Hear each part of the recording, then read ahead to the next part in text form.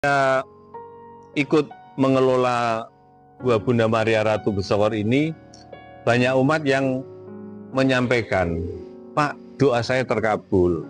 Pak, doa saya terkabul, dan apa namanya, itu kesaksian mereka. Ya terkabul, ada yang misalnya kok sakit kemudian sembuh,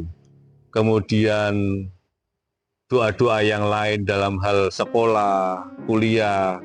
bahkan orang yang punya usaha mengalami kebangkrutan, itu juga ada yang bersaksi, usaha saya mulai bangkit lagi. Puji Tuhan Pak ya, itu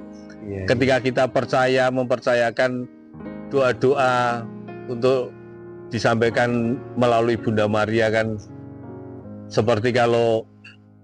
ketika dalam Alkitab itu dalam perkawinan di Kana,